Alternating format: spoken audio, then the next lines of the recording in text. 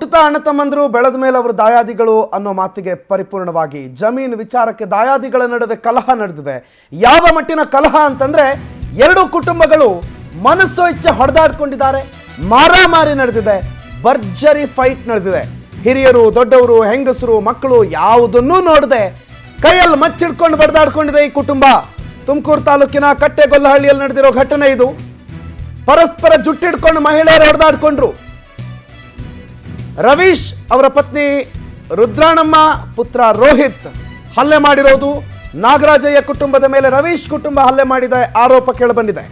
16 ಎಕರೆ ಆಸ್ತಿ ವಿಚಾರವಾಗಿ ಕೇಸು ಕೋರ್ಟಲ್ಲಿದೆ. ಕೋರ್ಟ್ನಲ್ಲಿ ವ್ಯಾಜ್ಯ ನಡೀತಾ ಇದ್ರು ಕೂಡ ಈ ಕಲಹ ನಿಂತಿಲ್ಲ. ಜಡೆ ಜಗಳ ಮಾತಿನಿಂದ ಆರಂಭ ಆಗುತ್ತೆ. ಯಾರು ಅಂತ ನೋಡದೆ, ಮಕಾಮೂತಿ ನೋಡದೆ ಈ ರೀತಿ ಹೊಡೆದಾಡ್ಕೊಂಡಿದ್ದಾರೆ ನೋಡಿ.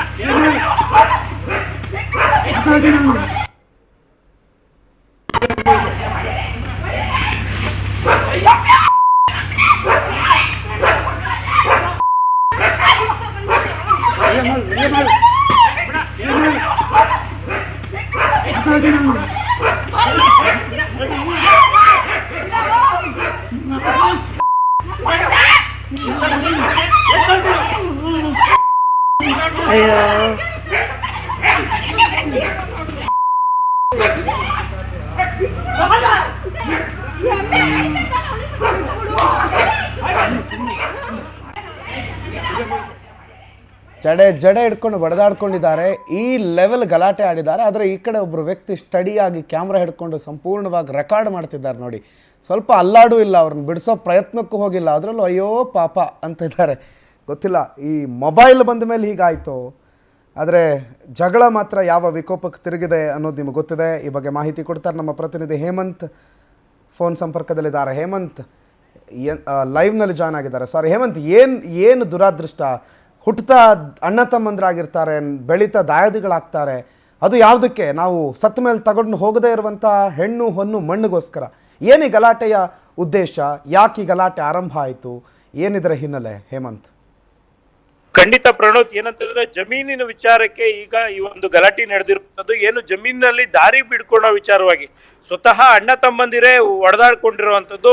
ಏನು 16 ಎಕರೆ ಜಮೀನಿಗೋಸ್ಕರ ಇವರು ಕೋರ್ಟ್ ನಲ್ಲಿ ಮೊರೆ ಹೋಗಿದ್ದಾರೆ. ಇಬ್ರು ಕೂಡ, ನಾಗರಾಜಯ್ಯ ಮತ್ತೆ ರವೀಶ್ ಅನ್ನೋರು ಇಬ್ರು ಕೂಡ ಕೋರ್ಟ್ ನಲ್ಲಿ ಮೊರೆ ಹೋಗಿದ್ದಾರೆ.